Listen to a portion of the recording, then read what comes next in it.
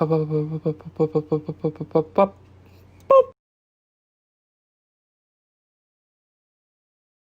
guys, so today we will be talking about student finances. This presentation is from our fall break workshop at UH Manoa from 2019.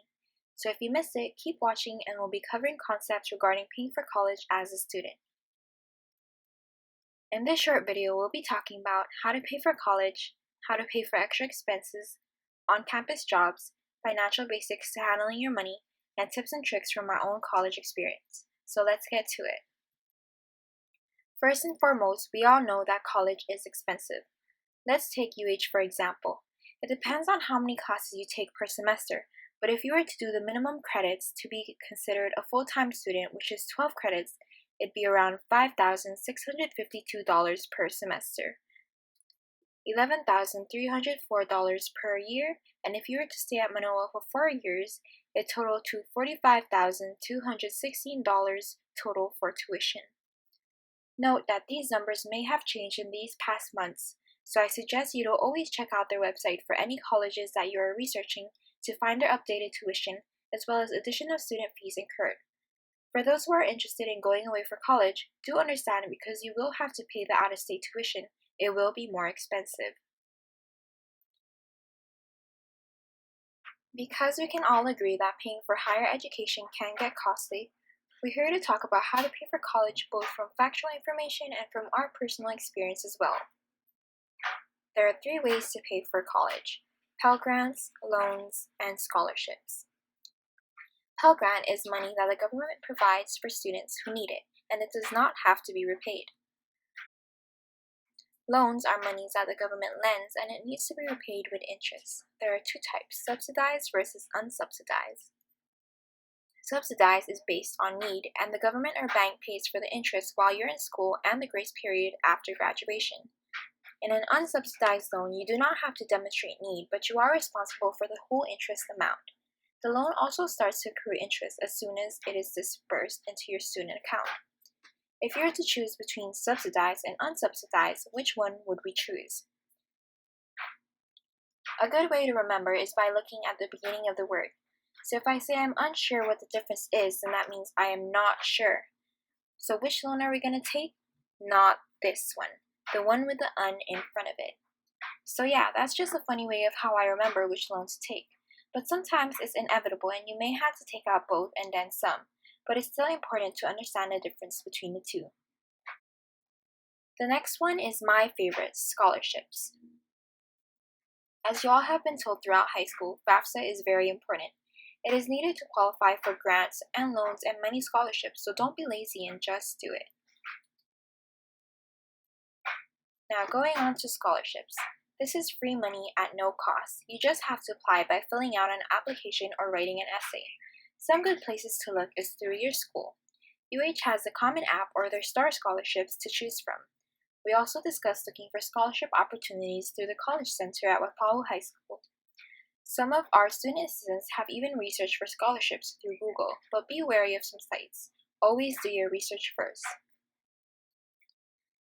Scholarship essays are a good way for you to tell your story. What is in your life that isn't reflected in your GPA or test scores? Take time to make a good essay so that it can be recycled for different scholarships and updated throughout your college years. Try to apply for as much as you can. There's no harm in trying, and if you end up getting more than you need, any scholarship money unused will go to you in the form of a refund check. You can use this extra money on books, school expenses, or even save it just in case you need it for next year's tuition. Other than tuition, college can get expensive in other ways. You have to pay for things like textbooks, iClickers, subscriptions, clothes, parking passes, food, coffee, etc. So it's good to have extra income to pay for those things on your own. In this next section, we will be talking more about personal finances because we want you prepared not just for college, but for the real world.